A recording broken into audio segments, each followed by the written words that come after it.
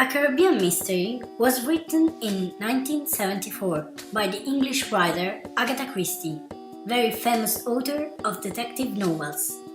She spent her entire life writing novels and short stories, from the 20s till her death in 1976.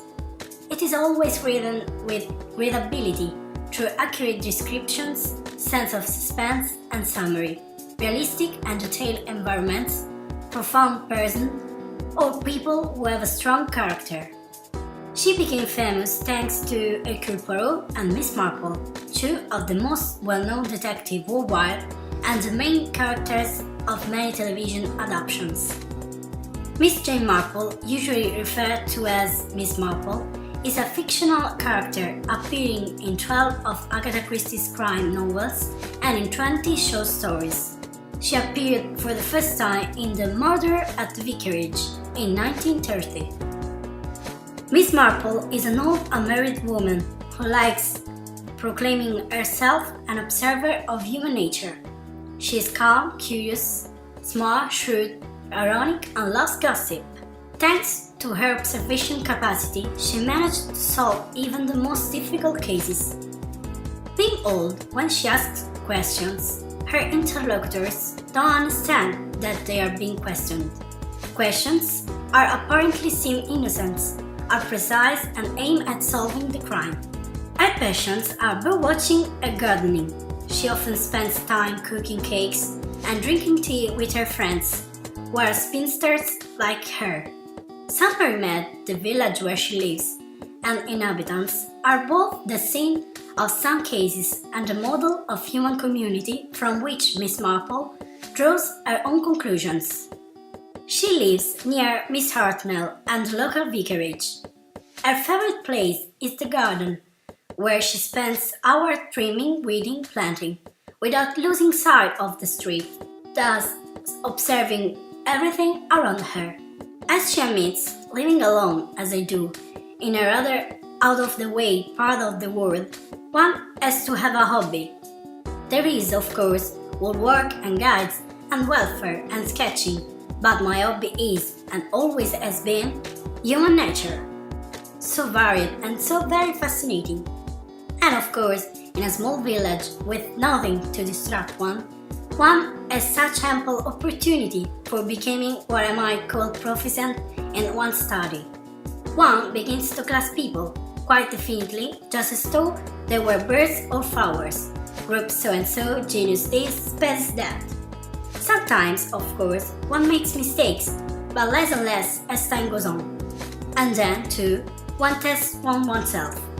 Rarely, during her inquiries, her beloved nephew, Raymond West, and his wife are involved in the plot, but they are skeptical and don't believe in the talent of the shrewd old woman.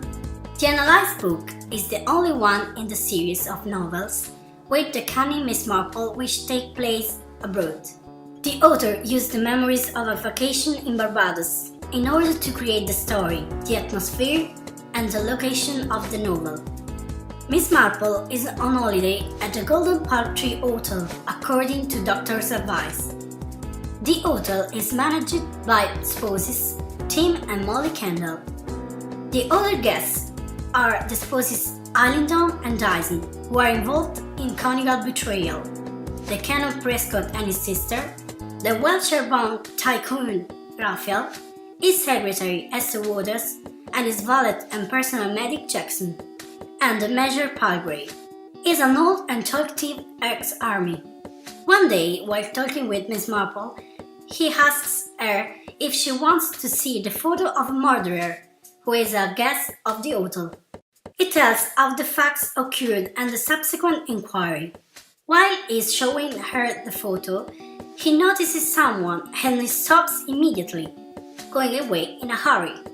The day after, he was found dead in his bed, apparently for natural causes.